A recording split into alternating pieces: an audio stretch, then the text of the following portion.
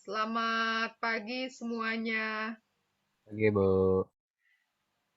Semoga masih tetap semangat. Apalagi PTS sudah sebentar lagi. Vivat Cor Jesu. Perkor Perkor Marie. Marie. Apa kabar siswa-siswi SMP Santo Antonius kelas 8B? Baik, Baik, sehat, sehat, luar luar biasa, biasa, dan tetap tetap bahagia. bahagia. Yang hari ini merasa luar biasa, angkat dua tangannya. Angkat biar pegelnya hilang, digerak-gerakan supaya apa? Supaya semangat ya. Bolehlah digini-ginikan, diregangkan ya, supaya mungkin tadi pegel-pegel itu menjadi hilang pegelnya. Ya, sekarang videonya diaktifkan karena saya ingin membuat dokumentasi ini yang datang tepat waktu ya. Dan lebih awal tadi. Bu Guru sudah catat nih semuanya, namanya akan Bu Guru sudah catat semuanya.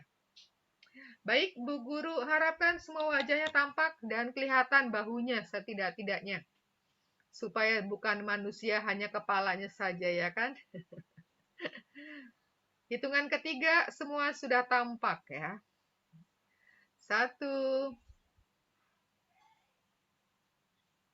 2,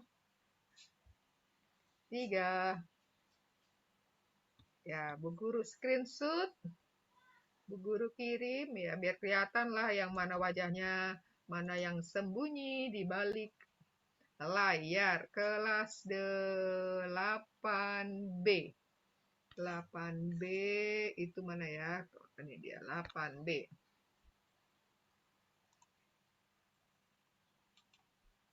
8B yang sudah tadi izin kepada Bu Guru karena sakit. 1 yaitu Sharon.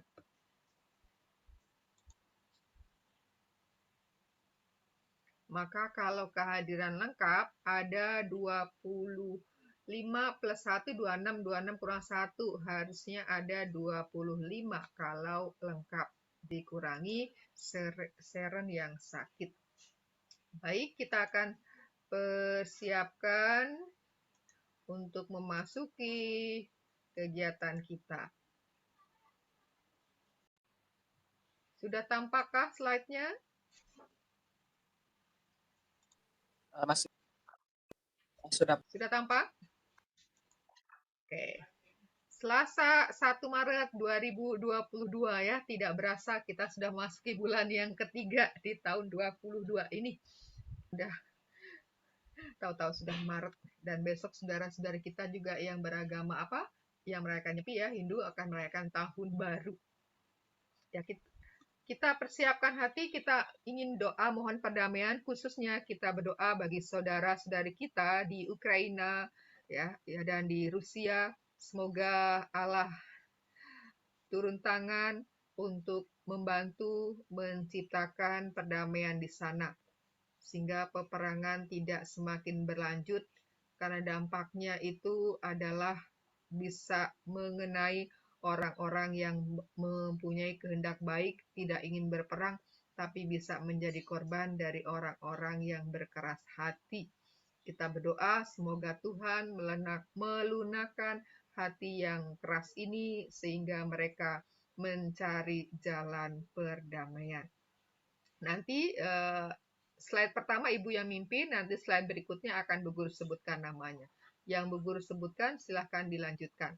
Lalu bagian U, itu umat, berarti kita doakan bersama-sama. Baik, mari kita persiapkan hati untuk berdoa. Dalam nama Bapa dan Putra dan Roh Kudus. Amin. Ya Tuhan, kami bersyukur kepadamu untuk berbagai kemajuan yang telah diperoleh dalam mencari perdamaian di berbagai tempat konflik berdarah. Kami mohon agar segala upaya untuk menghindari dari konflik lebih lanjut akan berhasil, dan untuk orang-orang yang tertindas, semoga ditemukan solusi dan perdamaian yang adil dan tepat, disertai dengan pengampunan dan rekonsiliasi. Ya Tuhan, jawablah doa kami. Beatrice.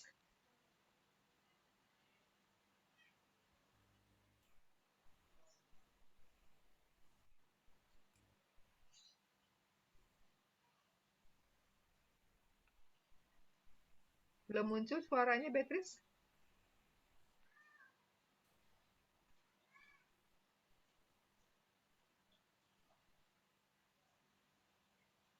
Suaranya belum terdengar?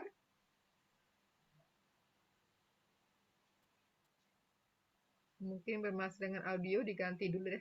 Ignas.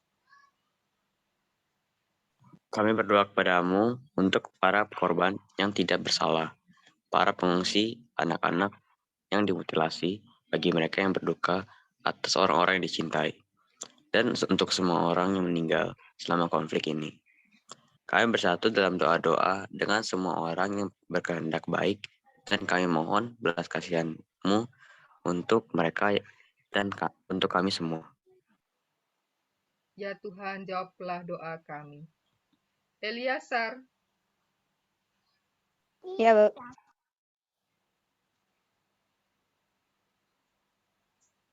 Kami berdoa untuk semua orang yang ada di tangan pasukan represif, penyiksa, penculik, yang membuat perlakuan buruk baik fisik maupun mental yang ditolak untuk mendapat bantuan medis dan dihukum.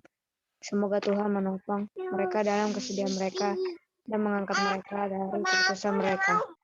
Ya Tuhan, jawablah doa kami.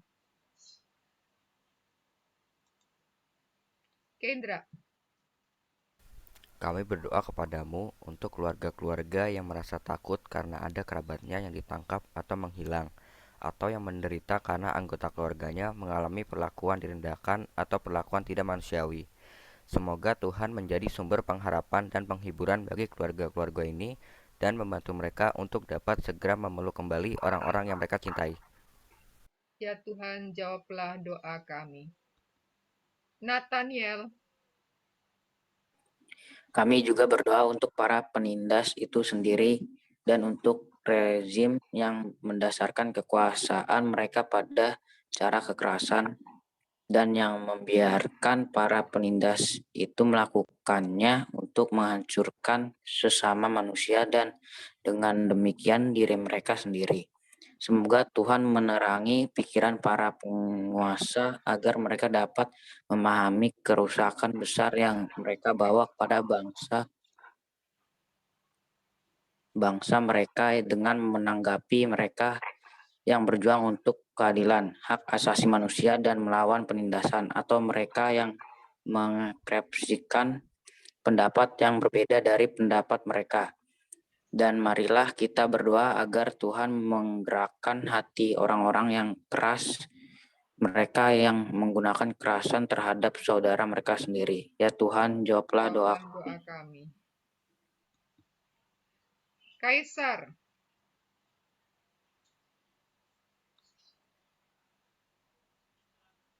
Kaisar.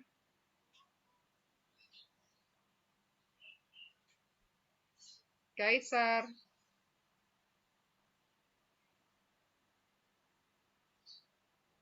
Litwina. Kami berdoa kepadamu bagi orang-orang yang terlibat langsung dalam perang melawan ketidakadilan, diskriminasi, kekerasan, dan hak asasi manusia, yang dengan sendirinya berisiko mengalami nasib dengan orang-orang yang mereka lawan. Semoga Tuhan memberi mereka kekuatan dan keberanian untuk melanjutkan perjuangan mereka, memberi mereka penghiburan di saat-saat kekalahan, dan membantu mereka dalam setiap usaha mereka. Ya Tuhan, jawablah doa kami. Dilanjutkan Bapak kaminya, Litwina. Bapa kami yang ada di surga, dimuliakanlah namamu, datanglah kerajaanmu, jadilah kehendakmu di atas bumi seperti di dalam kerajaan. Berilah kami rezeki pada hari ini dan ampunilah kesalahan kami, seperti kami pun mengampuni yang bersalah kepada kami. Dan janganlah masukkan kami ke dalam pencobaan, tetapi bebaskanlah kami dari yang jahat.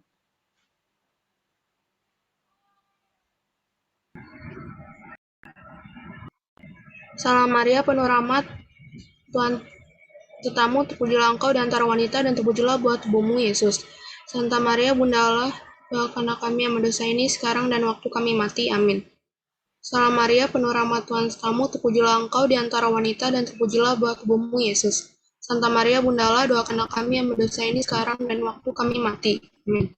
Salam Maria, penuh rahmat Tuhan kamu, terpujilah engkau di antara wanita dan terpujilah buah tubuhmu Yesus. Santa Maria Bunda Allah, doakanlah kami yang berdosa ini sekarang dan waktu kami mati. Amin. Kemuliaan kepada Bapa dan Putra dan Roh Kudus, seperti pada permulaan, sekarang, selalu, dan sepanjang segala abad. Amin. Santo Antonius, doakanlah kami. Dalam nama Bapa dan Putra dan Roh Kudus. Amin.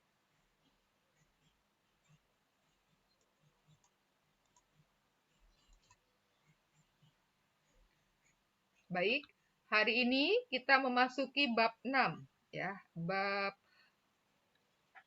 6 atau bab 5 ya? Gereja sebagai paguyuban orang beriman. Nah, kita akan memahami paguyuban. Nah, ini bab 6 ada 3 pembahasan. Gereja sebagai paguyuban, yang B ciri gereja sebagai paguyuban, kemudian C pelayanan gereja sebagai paguyuban. Hari ini kita akan di bagian A, karena bagian A ini masuk di dalam pertanyaan yang diujikan dalam PTS ya. Jadi kita fokus pada bagian A, gereja sebagai paguyuban. Dan ini tujuannya atau kompetensi dasarnya adalah KD yang ke-6, ada dalam buku cetakmu. Lalu ini tujuan pembelajaran kita pada hari ini. Mohon ada yang bersedia bantu tujuan pembelajaran? Siapa yang akan bantu baca? Saya Bu Ignas. Ya, silakan Ignas. Tujuan pembelajaran. Setelah kegiatan pembelajaran melalui pendekatan saintifik dan kakeketis selesai, peserta didik yang disajikan kutipan dari kitab Kisah Para Rasul bab 2 ayat 41 sampai 47, Roma bab 12 ayat 4 sampai 5, dan 1 Korintus bab 12 ayat 12 sampai 18. Dan dokumen KV2 LJR 9 dapat menguraikan tugas dari masing-masing anggota gereja, sehingga dirinya semakin terdorong untuk lebih terlibat aktif dalam kegiatan menggereja. Nah, ini KIS itu singkatan dari apa, KIS? Kisah Para Rasul. Ya, Kisah Para Rasul. Kalau yang ini, Kafein dibacanya apa nih Kafein ini? Konsili Vatikan II ya, dibacanya Konsili Vatikan II. LG itu adalah Lumen Gentium. Art itu singkatan dari artikel. Jadi tujuan pembelajaran kita berdasarkan Kisah Para Rasul bab 2 41 47, Roma bab 12 4 sampai 5, kemudian 1 Korintus 12 ayat 12 sampai 18, dan juga Lumen Gentium artikel 9, kita akan menemukan siapa saja itu anggota gereja, lalu apa tugas dari masing-masing anggota gereja itu. Sehingga dengan demikian kita yang sebagai anggota gereja kemudian bisa terlibat aktif dalam kegiatan menggereja. Karena hidup matinya, ya maksudnya aktif, pasifnya itu gereja itu tergantung dari anggota-anggotanya. Anggotanya aktif, maka gerejanya aktif. Anggotanya pasif, maka pasiflah gerejanya juga. Nah, itu tujuan pembelajaran kita, kemudian di sini diuraikan lebih rinci di dalam indikator. Itu pun ada di dalam buku cetakmu yang edisi revisi. Yang Bu Guru pegang di rumah ini edisi yang lama, jadi halamannya berbeda. Nah, ini ada 2 gambar. Nah, kalau kita bicara tentang paguyuban, gereja sebagai paguyuban, menurutmu itu gambar yang A atau gambar B? Kalau bicara tentang gereja sebagai paguyuban, itu gambar A atau gambar B? Ayo, menurutmu gambar A atau gambar B kalau bicara tentang gereja sebagai paguyuban?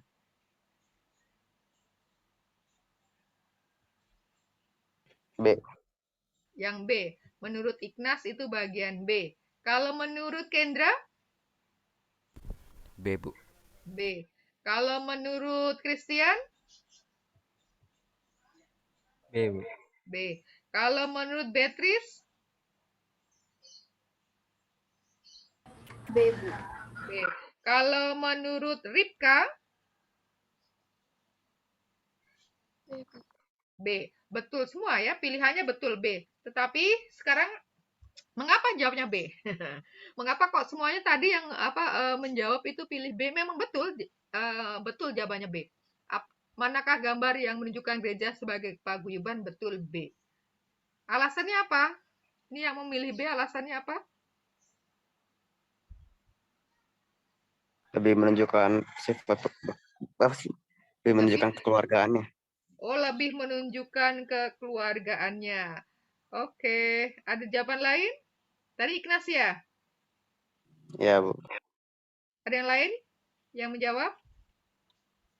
Alasannya apa?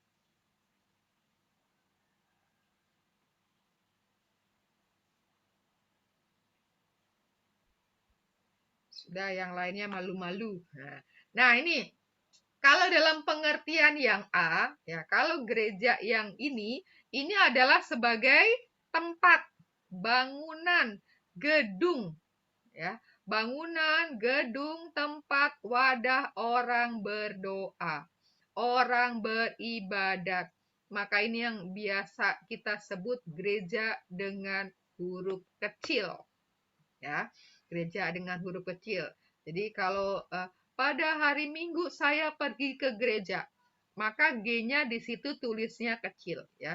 Pada hari Minggu saya pergi ke gereja, maka G-nya ditulis huruf kecil karena saya pergi ke gereja itu bangunan. Untuk apa saya pergi ke gereja? Untuk berdoa, untuk merayakan Ekaristi. Ini dalam arti yang ini, ya. Gereja huruf kecil, ya, adalah tempatnya bangunan macam-macam modelnya, ya. Ini kalau menurut strukturnya ini salah satu gereja di Kalimantan, ya kan, model apa? Model ukirannya, ya. Nah, kalau yang B, gereja sebagai paguyuban, berarti gereja itu adalah sebagai himpunan, persekutuan, kumpulan orang-orang yang percaya, orang yang beriman kepada Yesus Kristus. Kalau gambar ini peristiwa apa ini ya? Dalam apa nih? Ini dalam perayaan Ekaristi, dan ini ketika umat yang sudah menyambut komuni itu terima komuni, ya, untuk anak-anak kecil yang belum terima komuni mereka menerima berkat, ya.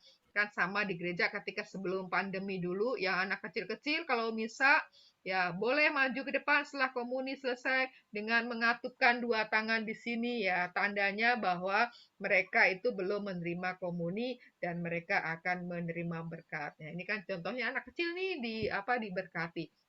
Ya, jadi kalau paguyuban, bicara tentang paguyuban berarti tentang orang-orangnya, ya, himpunan-himpunan. Nah, nanti kita akan lihat apakah semua himpunan orang itu bisa disebut sebagai gereja. Ini gereja bagi bahtera lagunya kita tidak cukup. Nah, kita lihat sairnya saja. Nah, ini sair gereja bagai bahtera. Ya, siapa mau bantu baca? Baca saja. Ada yang bantu bacakan sair lagu gereja bagai bahtera?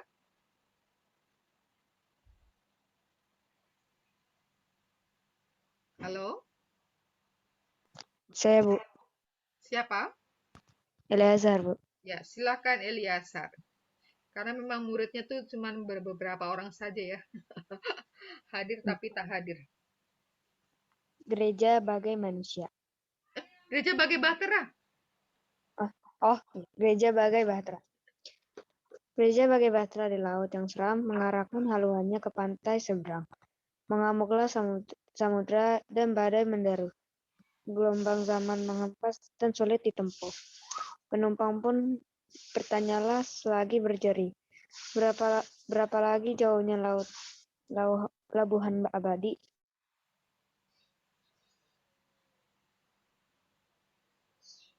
Masa kelak. Ya Tuhan, tolonglah. Gereja bagai bahtera diatur awaknya. Setiap orang bekerja menurut tugasnya. Semua satu padulah setia bertekun demi tujuan tunggalnya yang harus ditempuh. Roh Allah yang menyatukan, membina, membentuk di dalam kasih dan iman dan harapan yang teguh. Oke, terima kasih. Jadi gereja itu digambarkan sebagai bahtera. Tahukah bahtera itu apa? Kapal yang digunakan Musa saat banjir yang melanda satu bumi. Ya. Jadi bahtera itu kapal ya, bukan perahu kecil ya, kapal ya. Kapal. Jadi kalau dibayangkan gereja itu bagaikan bahtera, itu seperti kapal. Ya, kapal yang ada di lautan. Jadi dunia ini digambarkan sebagai lautan. Nah, di dalam dunia ini macam-macam bisa terjadi peristiwa ya. Seperti di samudra itu badai bisa saja, gelombang besar bisa juga terjadi. Nah, sama di dunia ini banyak sekali tantangannya. Banyak sekali serigala-serigalanya ya. Dan tanda petik serigala-serigala itu banyak di dunia kita ini. Nah, pada situasi seperti itu, situasi banyak tantangan, ya, banyak halangan, banyak kesulitan, ya, para penumpang di dalam bahtera itu berseru kepada Tuhan. Tuhan tolonglah, karena tanpa engkau, kita semua binasa. Ya. Lalu digambarkan lagi di bait yang kedua, gereja bagai bahtera diatur awaknya. Jadi bahwa gereja ada dalam bahtera itu ada awaknya. Awaknya berarti orangnya ya. Orang-orang yang memegang kendali. Nah, setiap orang bekerja menurut tugasnya. Ya, ada yang jurumudi, ada yang pegang sau dan sebagainya. Dan masing-masing itu tugas itu penting ya. Perannya itu penting ya. Nah, semua itu harus bekerja sama. Di situ bersatu padu, setia dan tekun pada tugasnya masing-masing. Jangan sampai yang memegang kemudi itu pergi ya. Nanti baterainya itu hilang kendali. Kalau hilang kendali ya bisa nabrak ya kan. Bahasa nanti seperti Titanic itu kan, nabrak batu es. Ya. Lalu demi tujuan tunggalnya. Jadi demi mencapai satu tujuan akhir. Nah, tujuan akhir dari gereja, dari umat Allah adalah Allah sendiri. Nah, maka setiap anggotanya itu harus bekerja sama, setia, tekun pada tugasnya masing-masing. Roh Allah yang menyatukan, membina, membentuk di dalam kasih dan iman, dan harapan yang teguh. Jadi gereja itu ya dipersatukan oleh roh Allah. Roh itu menjadi jiwa dari gereja. Ya, disatukan. Nah, roh Allah itu, Roh Kudus itu yang membina, membentuk ya, di dalam kasih, di dalam iman dan juga di dalam harapan. Trilogi ini. Jadi gambaran kita itu seperti gereja di dalam bahtera ini. Ya, gereja kita itu bertahan di dalam badai atau tidak, di berbagai kesulitan atau tidak, ya itu bergantung dari para awaknya ini. Awaknya ini bersatu padu enggak? Setia tidak dengan tugasnya, ya, mempercayakan diri kepada pertolongan Tuhan atau tidak.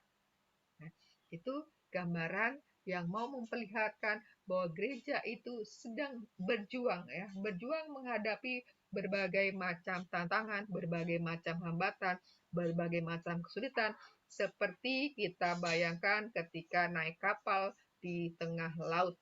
Ya, tiba-tiba saja tenang, tiba-tiba saja datang gelombang, angin besar dan sebagainya. Sebentar, salah pencet. Ya, ini ada sebuah cerita, cerita pengalamanku. Ya, ada yang mau bantu baca? Ada, itu dalam buku cetakmu juga ada. Ada, Bu. Ya, silakan. Pengalamanku, aku adalah salah satu remaja yang sudah masuk kelompok OMK atau Orang Muda Katolik. Aku mendaftar menjadi OMK di parokiku. Ada banyak kegiatan yang menyenangkan dalam OMK. Pada waktu terjadi bencana banjir, OMK paroki kami ikut dalam kegiatan aksi sosial. Kami ikut menampung para pengungsi yang rumahnya kebanjiran. Pastor paroki mengizinkan kami untuk menggunakan ruangan yang ada di paroki sebagai tempat penampungan pengungsi. Kami yang sangat sibuk membantu para pengungsi, kami berkenalan dengan banyak orang muda lain yang bukan Katolik. Kami bahu-membahu membantu para pengungsi itu. Pada waktu akan melakukan perayaan Ekaristi hari Minggu, beberapa orang dari mereka bertanya, Bolehkah kami masuk untuk mengikuti misa di gereja? Mereka dipersilahkan masuk dengan catatan tidak boleh mengganggu selama perayaan dan tidak boleh ikut menyambut komuni. Setelah misa, di antara mereka mengatakan bahwa mereka merasa enak dan nyaman mengikuti perayaan Ekaristi.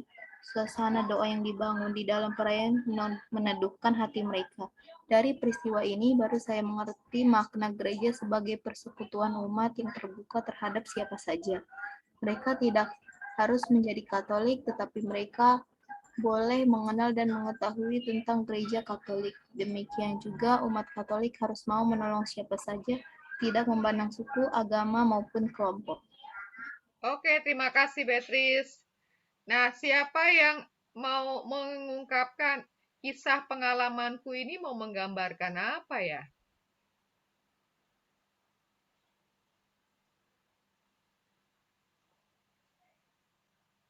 Kisah pengalamanku. Nah, pengalaman seorang remaja yang menjadi anggota OMK.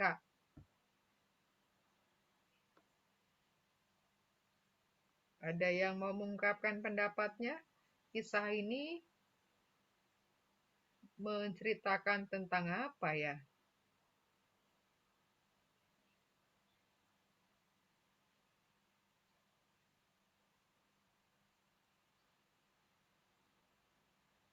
Ayo yang lainnya, Bu Guru harap tidak hanya sekedar hadir di Zoom, namanya ada, wajahnya nggak ada, tidak ada partisipasinya.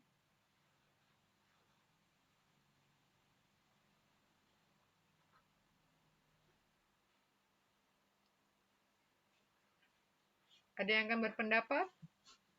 Tentang apa sih ini?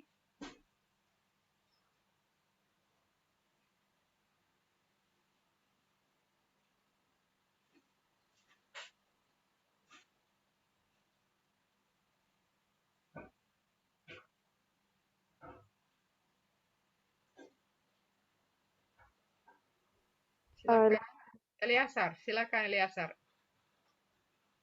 Jadi salah satu yang saya dapat dari teks ini, di satu gereja kita saat menolong orang lain itu tidak boleh memandang suku, agama, ataupun kelompok apa yang orang itu miliki. Jadi kita harus menolong siapa saja orang yang membutuhkan bantuan tanpa memandang apapun dari dia yang kita lihat. Ya, jadi terbuka ya untuk siapapun ya, tanpa ada sekat-sekat pembatasan ya. Iya, Bu.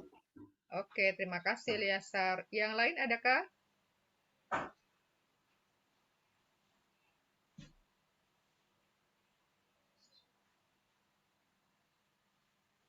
Ada pendapat lain?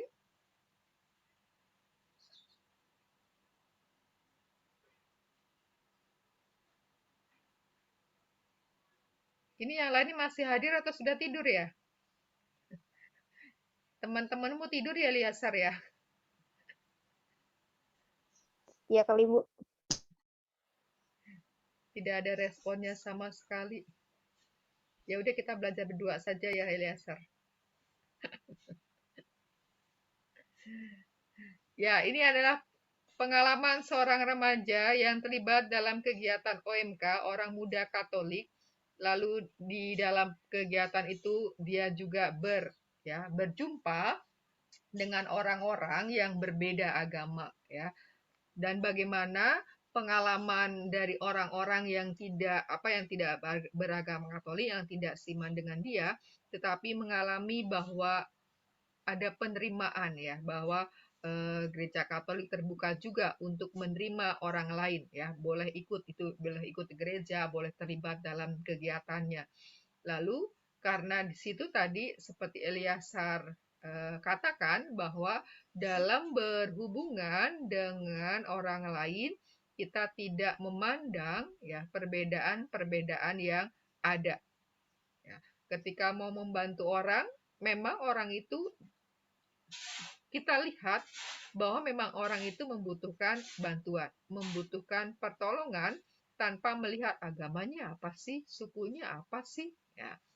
Berarti bahwa kita memberi bantuan kepada siapapun sebagai suatu pemberian yang tidak kita kotak-kotakan, ya, tidak membuat sekat-sekat, tetapi kita menolong karena memang orang itu butuh pertolongan.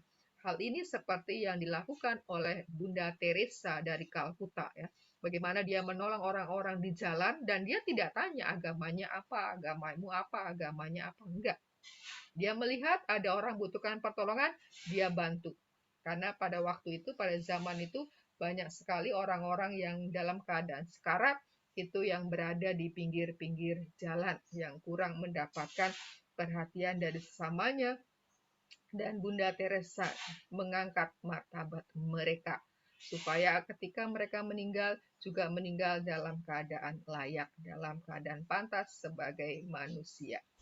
Nah, kita lewati saja ini tadi sudah kita bahas dalam dialog. Nah, ketika kita bicara tentang paguyuban, ini mengingatkan kepada kita bahwa manusia itu adalah sebagai makhluk pribadi sekaligus sebagai makhluk sosial. Sebagai makhluk sosial, manusia itu membutuhkan sesamanya untuk hidup, ya, untuk saling melengkapi, untuk saling menyempurnakan. Nah, manusia-manusia ini lalu membentuk persekutuan, ya, membangun paguyuban.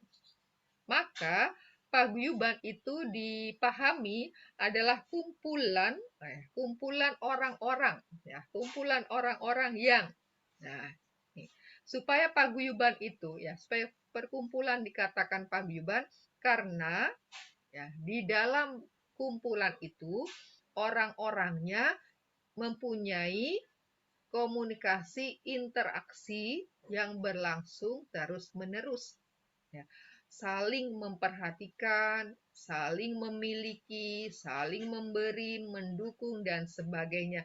Itu paguyuban. Jadi paguyuban itu sama dengan komunio, sama juga dengan persekutuan orang-orang, ya, yang mempunyai relasi, mempunyai hubungan yang hubungan dekat, ya, dan hubungan bukan hubungan sesaat, ya, dalam waktu yang cukup lama.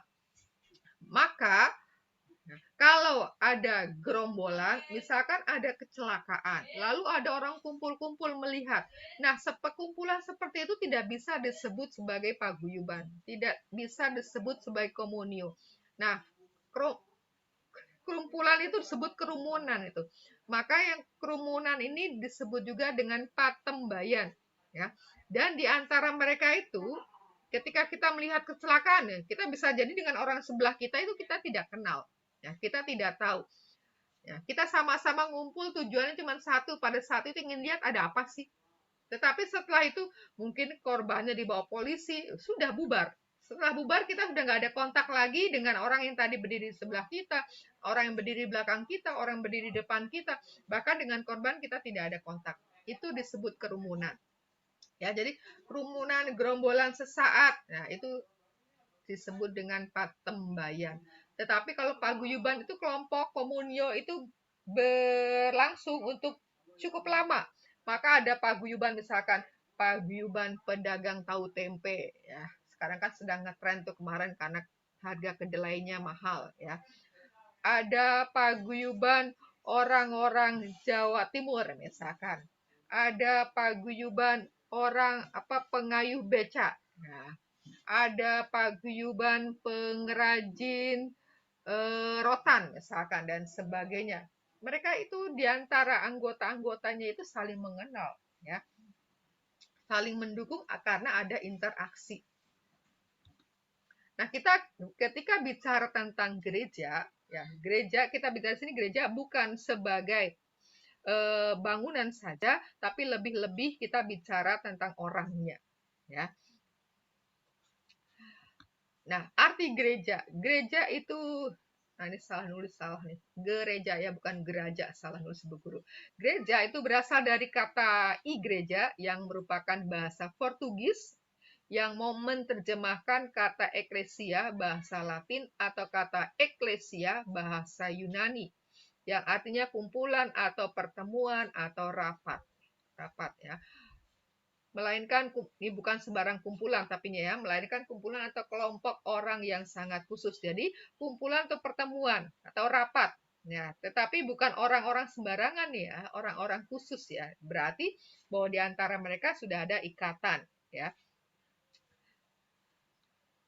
Jadi arti gereja berasal dari kata igreja bahasa Portugis yang menerjemahkan bahasa Latin ecclesia dan bahasa Yunani ecclesia. Nah, arti gereja adalah persekutuan umat beriman yang percaya kepada Yesus Kristus dan telah menerima sakramen baptis. Maka dengan menerima sakramen baptis, seseorang dikatakan sebagai anggota gereja, sebagai gereja. Ya. Maka ini adalah arti gereja dalam huruf besar, G-nya. Kalau huruf kecil, tadi tempat wadah, bangunan, gedung, di mana orang-orang berkumpul untuk berdoa. Lalu gambaran gereja. Ya, kita akan lihat secara garis besar saja bahwa gambaran gereja menurut kitab suci dan ajaran gereja. Yang pertama, gereja sebagai umat Allah, ini dalam kitab suci Perjanjian Lama. Lalu gereja sebagai tubuh Kristus, gereja sebagai bait Roh Kudus adalah dalam kitab suci Perjanjian Baru di dalam surat-surat Santo Paulus. Nomor 4, 5, dan 6, gereja sebagai misteri dan sakramen, sebagai komunio, dan juga persekutuan para kudus adalah menurut ajaran gereja. Jadi ada 6 gambaran gereja menurut kitab suci dan ajaran gereja.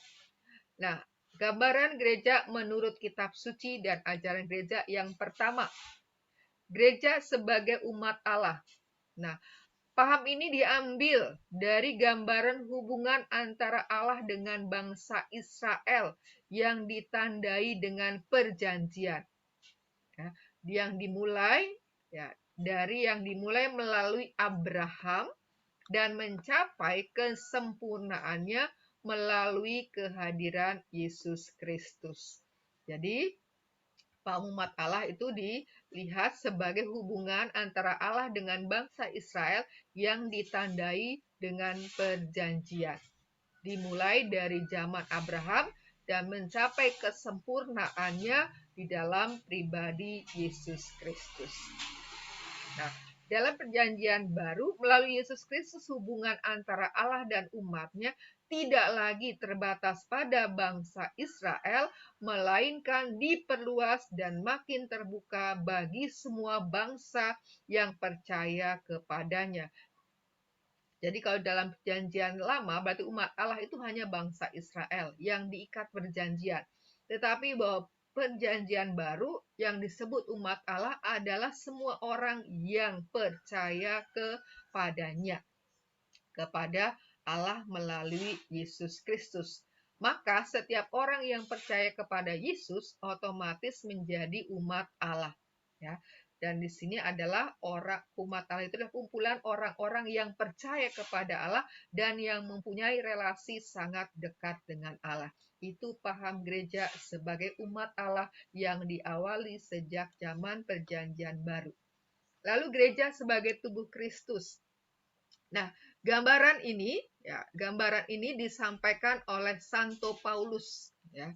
Disampaikan oleh Santo Paulus dalam suratnya kepada jemaat di Korintus, ya, bahwa gereja itu sama seperti tubuh itu satu dan anggota-anggotanya banyak, dan segala anggota itu sekalipun banyak merupakan satu tubuh. Demikian pula Kristus. Jadi bahwa gereja itu digambarkan seperti kita, ya, satu tubuh dengan banyak anggota, ada mata, ada kaki, ada tangan, ada telinga, ada hidung, mata, dan sebagainya, ya. Tapi walaupun banyak anggota, tetapi tetap satu, dan kepalanya adalah Kristus. Ya, semuanya itu anggota itu saling berhubungan, punya fungsinya masing-masing. Ya, maka setiap orang yang dibaptis menjadi satu tubuh dan diberi minum dari satu roh. Nah, seluruh tubuh, seluruh anggota itu yang rapi tersusun dan diikat menjadi satu oleh pelayanan semua bagiannya sesuai dengan kadar pekerjaan tiap-tiap anggota menerima pertumbuhan dan membangun dirinya dalam kasih. Jadi setiap anggota dari tubuh Kristus, anggota dari gereja itu yang terdiri dari bermacam-macam, ya sesuai dengan kadarnya, ya sesuai dengan keanggotaannya mempunyai tugasnya masing-masing dan semuanya itu menerima pertumbuhannya dan membangun dirinya dalam kasih, ya. Jadi semuanya dilakukannya atas dasar kasih. Dan Paulus mengungkapkan kesatuan jemaat yaitu kesatuan jemaat dengan Kristus.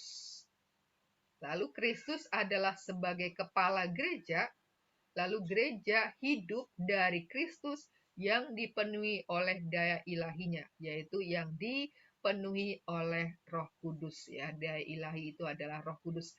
Jiwa dari gereja itu adalah Roh Kudus, sehingga gereja itu menjadi hidup. Nah, ini gambar peristiwa Pentakosta. Peristiwa Pentakosta menjadi tanda lahirnya gereja, ya, menjadi ulang tahunnya gereja. Jadi kalau kita merayakan Pentakosta, kita merayakan hari ulang tahun gereja yang sebenarnya sudah mulai dirintis, ya, sejak Yesus memanggil para murid. Jadi dengan kisah panggilan para murid itu adalah menjadi cikal bakal terbentuknya gereja. Lalu gereja secara resmi berdiri pada hari raya Pentakosta. Turunnya Roh Kudus atas para rasul. Ya, ini udah berkali-kali kita baca, kita lewati saja bahwa dalam cara hidup jemaat yang pertama ini kita melihat bagaimana kelompok jemaat pertama itu memiliki gaya hidup, ya, memiliki gaya hidup. Dan kalau ditelusuri bahwa gaya hidup para rasul itu mencerminkan 5 tugas gereja. Adakah yang masih ingat 5 tugas gereja itu apa saja? Ada yang masih ingat 5 tugas gereja itu apa saja?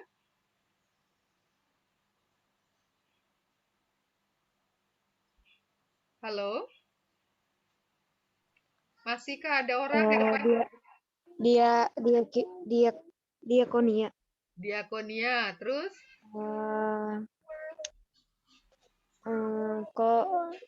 Koinonia.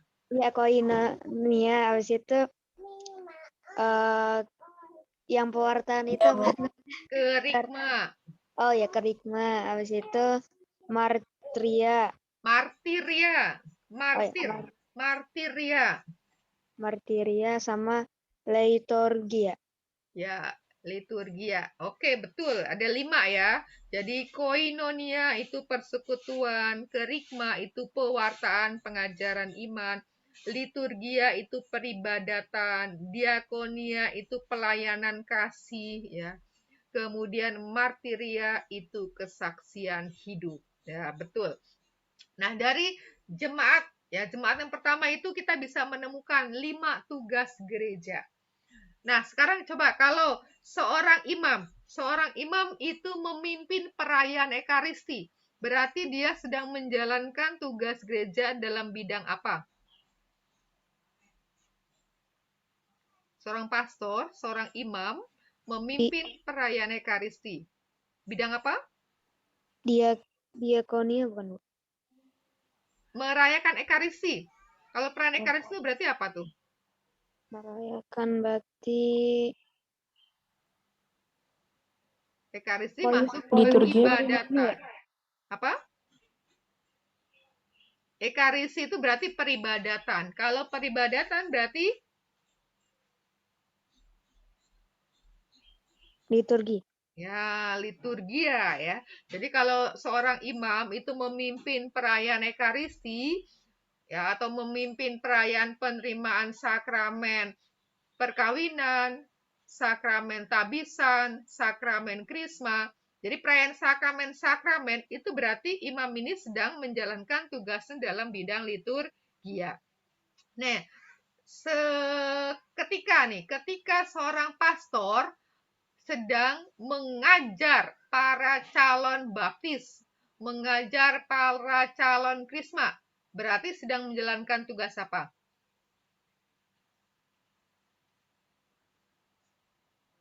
Sedang menjalankan tugas gereja dalam bidang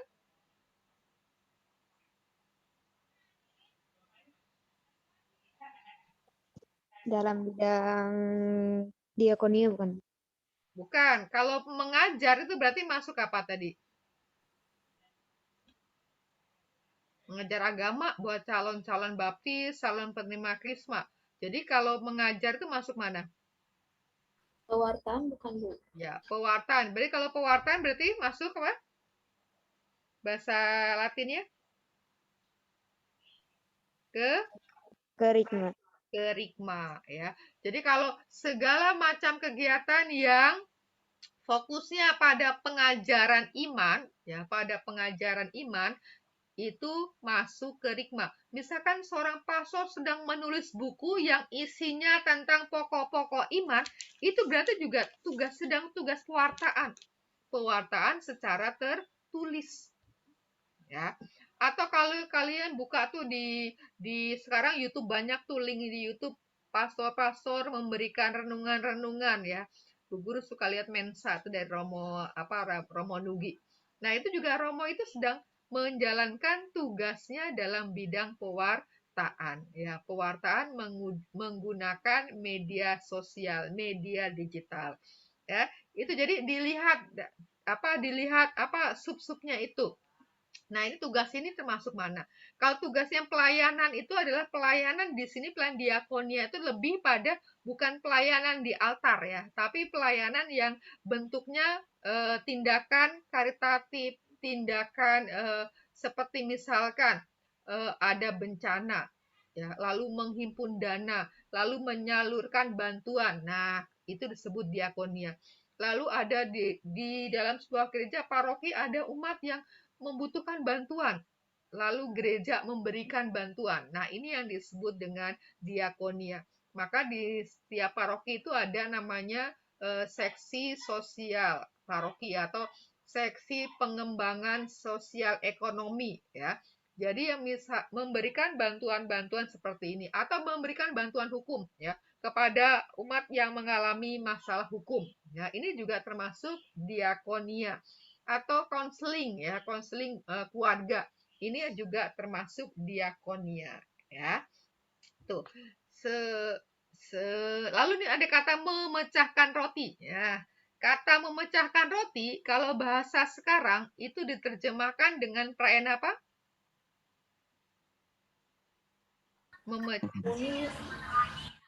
Apa?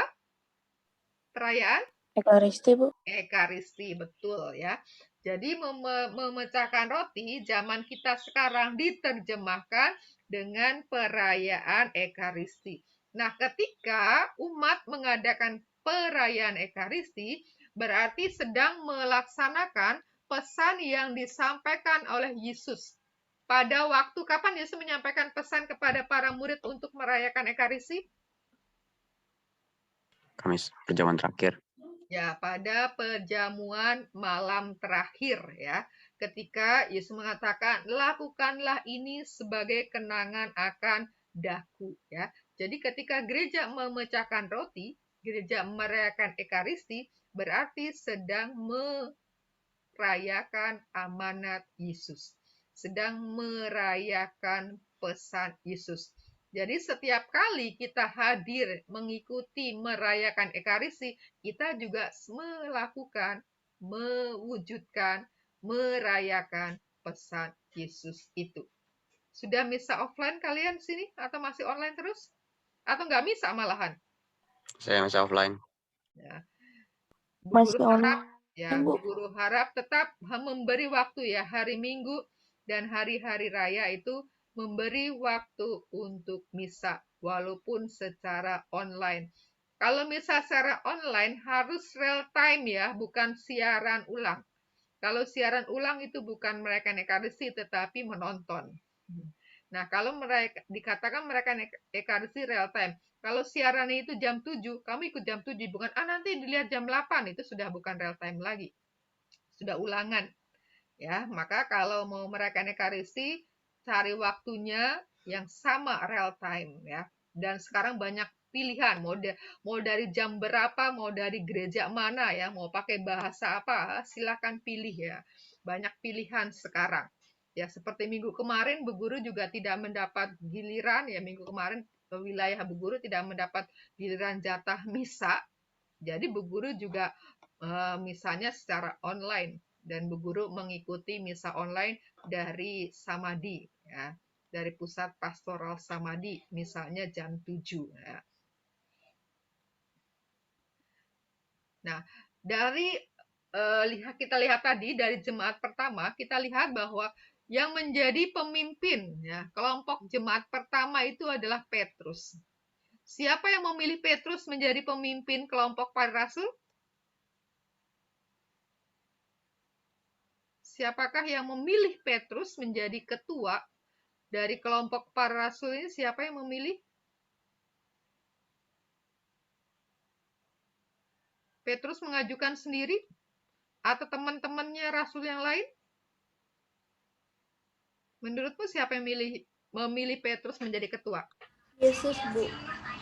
Iya, Yesus ya. Yesus, Jadi Bu.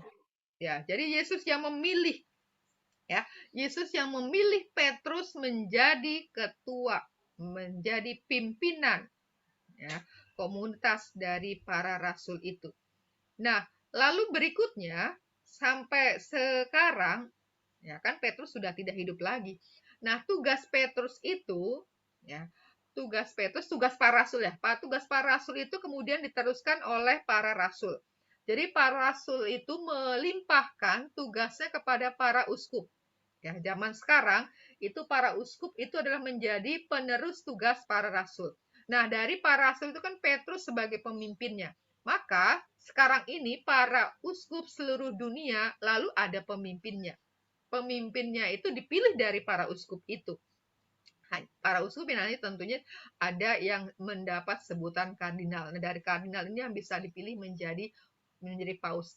Nah, tugas Petrus sebagai pemimpin kemudian dilanjutkan oleh mereka yang dipilih menjadi paus.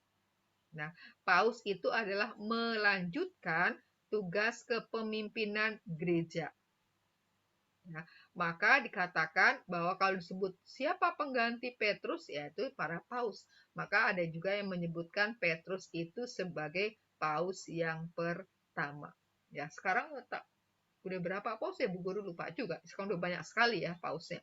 Nah, paus ini jabatan seumur hidup ya. Seumur hidup, tapi dimungkinkan juga kalau memang orang sudah merasa tidak berdaya, tidak mampu lagi untuk menjalankan tugas kepemimpinan, bisa mengundurkan diri. Tetapi jarang sekali, kebanyakan sampai akhir hayat. Lalu nanti ada pemilihan penggantinya melalui sidang konklav. Nah, dalam gereja ada 3 unsur ya, ada 3 unsur dalam gereja, yaitu kaum klerus, tertabis, kaum hidup bakti, dan kaum awam. Nah, kaum klerus, tertabis itu dibedakan menjadi 3, ada uskup, ada imam, ada diakon. Lalu hidup bakti dibedakan menjadi 2, yaitu tarekat religius dan tarekat sekular. Dan Bu Guru masuk ke bagian kaum hidup bakti bagian B. Ya, Bu Guru itu masuk tarekat CM ini, tarekat CM, Compagnia Missionaria. Nah, orang yang hidup bakti ini mengikrarkan 3 kaul, yaitu kaul kemurnian, kaul kemiskinan, dan kaul ketaatan. Sedangkan kaum awam itu berarti yang tidak termasuk kaum klerus dan tidak juga masuk kaum hidup bakti. Jadi ayahmu, ibumu itu termasuk kaum awam. Ya sekarang kamu juga kaum awam. Sampai nanti kalau kamu menjadi pastor, menjadi suster, ya berarti tidak lagi. Itu keanggotaan ya, ada 3. Nah, lalu hierarki. Hierarki itu adalah tata susunan kepemimpinan dalam gereja Katolik. Ya, lalu perannya adalah sebagai pemersatu. Lalu strukturnya itu dewan para uskup, para imam, dan diakon. Dari para uskup ini ada paus sebagai pemimpinnya. Lalu dari para uskup ini ada yang memperoleh gelar sebagai kardinal. Nah, kardinal ini yang nantinya mempunyai hak untuk memilih dan hak dipilih untuk menjadi paus pengganti ketika paus yang sekarang memimpin itu meninggal dunia. Lalu ini kita lewati saja bagaimana tentang hierarki itu diungkapkan di dalam Lumen Gentium. Ya, ini masih lanjutannya. Kemudian di dalam keanggotaan tadi yang ada 3, masing-masing mempunyai tugasnya. Ya, tidak ada satu anggota itu dikatakan paling penting. Ya, sama pentingnya. Ya, karena masing-masing mempunyai tugas. Dan tugasnya itu adalah menjadi khas, ya, menjadi khas dari masing-masing keanggotaannya, kaum klerus, kaum hidup bakti, kaum awam. Nah, di bagian bawah ini menjadi khas tugasnya kaum awam. Kaum awam menjadi lebih fleksibel ya untuk tugas-tugas keduniaan. Karena memang kaum awam itu tugasnya untuk menata, mengelola dunia, tetapi bukan sembarang menatanya, yaitu menata dengan dasarnya adalah nilai-nilai Kristiani atau dengan semangat Injil. Itu tugas kaum awam untuk mewarnai dunia dengan nilai-nilai kerajaan Allah. Nah, ini adalah sama tadi yang sekaligus mau menekankan yang gereja sebagai satu tubuh dengan banyak anggota. Ya. Walaupun banyak anggota, tetapi tiap-tiap anggota mempunyai tugasnya masing-masing dan saling berhubungan satu sama lain. Nah, ini selengkapnya ada dalam 1 Korintus bab 12 ayat 12 sampai 18. Banyak anggota tetapi satu tubuh. Lalu ini adalah dari Lumen Gentium.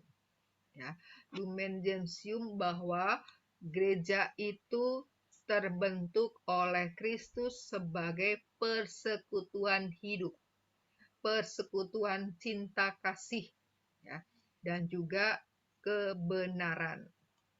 Jadi gereja itu dibentuk oleh Yesus sendiri, yang diawali tadi dengan kisah panggilan para murid. Nah, ini nanti catatan bisa dilihat. Nanti Bu Guru pindahkan ke PDF catatan ini dan Bu Guru akan kirimkan ke Google Classroom. Apakah sudah ada yang ngecek kisi-kisi PTS? Sudah ada yang lihat belum? Sudah Bu tadi Bu. Oke. Nah, ini materinya ya, materi untuk PTS. Ada 7 dari bab 4, bab 5, bab 6. Bab 6 baru bagian yang A. Ya, dari bab gereja sebagai paguyuban. Soalnya PG ada 30, lalu skor maksimal 30, satu soal dijawab benar nilainya 1, lalu benar atau salah ada 10 soal, skor maksimalnya 10, berarti satu soal dijawab benar itu nilainya 1. Isian singkat ada 3, skornya 6, satu jawaban benar nilainya 2, maka dijawabnya benar. Kalau kamu salah 0, kalau benar saja 2, ya kan? Sementara urean itu banyak nilainya, banyak loh. 1 itu nilainya 7, jadi skor maksimalnya itu 14. Kalau kamu tidak terjawab saja 1, sudah hilang 7. Total skornya berapa? 30 tambah 10 tambah 6 tambah 14. Berapa skornya? 30 tambah 10 tambah 6 tambah 14. Berapa jumlahnya? Ayo yang matematik yang cepat. 30 tambah 10 tambah 3 tambah 14. Ada berapa?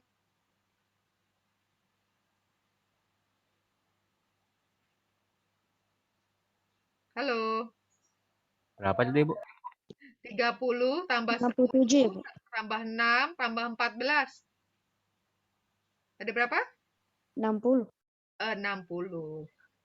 Berarti kalau semuanya perfecto, dijawab sempurna benarnya, maka skornya 60. 60 dibagi 60 kali 100, ya. Maka nilai tertingginya adalah 100. Dan Bu Guru harap ada yang dapat nilai 100.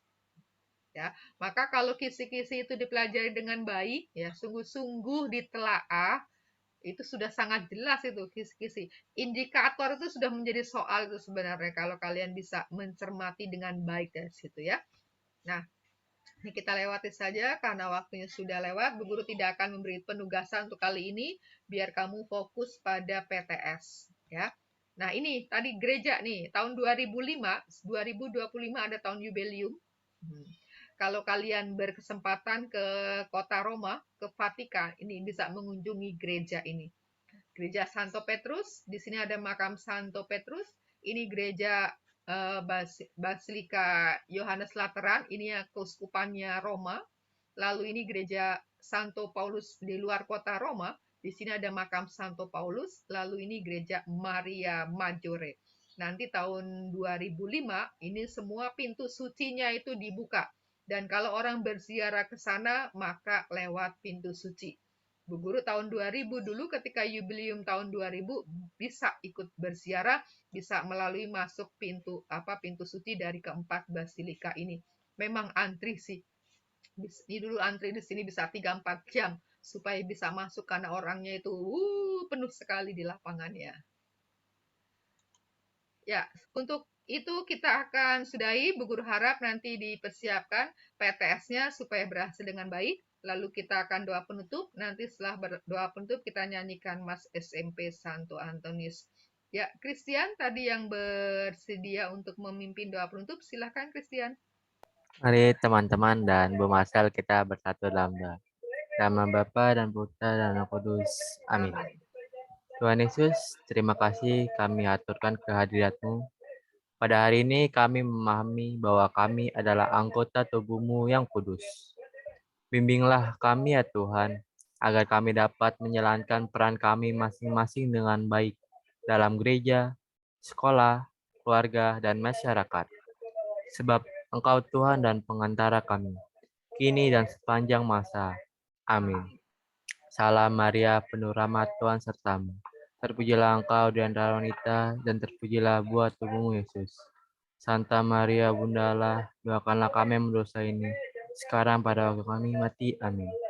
Santo Antonius, doakanlah kami. Amin. Nama Bapa dan Putra dan Roh Kudus. Amin. Terima kasih Christian.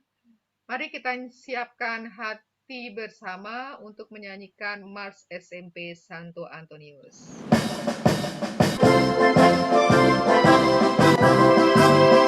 Dijiwai semangat Yesus positif menyiarkan kebenaran, memiliki iman dalam hidup, tingkat ciptakan iklim berjamaah jiwa. SMP Antonius Jaya Kawan, SMP Antonius sekolahnya dan jaya.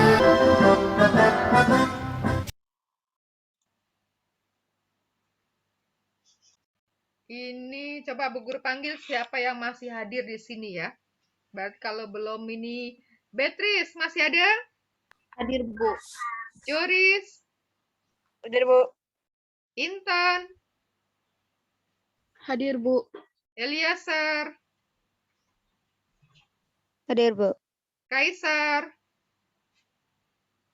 Hadir, Bu. Tadi kok dipanggil di awal, tadi dipanggil 3 kali nggak nyaut loh ketika dapat giliran doa tadi ya.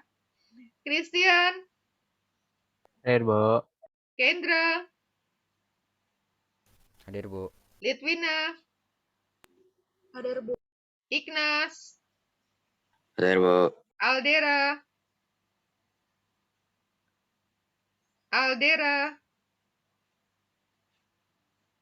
Aldera? Wah, tidak ada. Ripka? Hadir, Bu. Nathaniel? Hadir, Bu. Jess Sanders? Hadir, Bu. Sienna? Hadir, Bu. Catherine? Hadir, Bu. Matias Rian?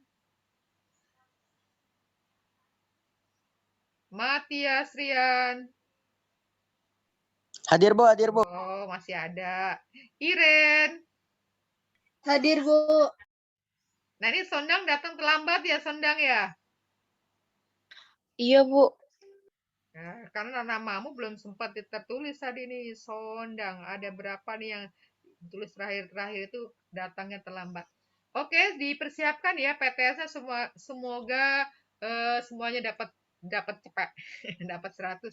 Lalu kemarin kan Bu Guru share tuh tentang apa acara kami komunitas saya tuh CM tadi mengadakan acara Dehonian Day, ada lomba-lomba. Ya, Bu Guru harapkan kalian memanfaatkan kesempatan ini. Campur loh. Sekarang ini sudah banyak mendaftar tuh dari Palembang loh. Dari Palembang itu sudah ada yang mendaftar ya. Bu Guru harapkan juga dari SMP Antonius ada yang mendaftar. Sementara baru satu dari SMP Antonius. Yang lain dari sekolah Saverius Palembang. Nah, Bu Guru harapkan dari Jakarta juga tidak mau ketinggalan ya. Ditunggu partisipasinya. Karena batas mengumpulkan video itu tanggal 16, jadi masih ada waktu ya. Di sela-sela waktu selingan kamu mempersiapkan PTS. Oke, terima kasih untuk kebersamaannya. Tuhan berkati, selamat belajar, mempersiapkan ujian. Dan besok, bagi yang Katolik, selamat memasuki masa Prapaskah. Ya, untuk misalnya silakan dicari sendiri, ikut dari gerejanya paroki masing-masing, karena sekolah tidak mengadakan misa bersama. Oke, terima kasih. Salam jumpa, salam buat keluarga. Terima kasih, Bu. Ya. Terima kasih, Bu. Terima kasih, Bu.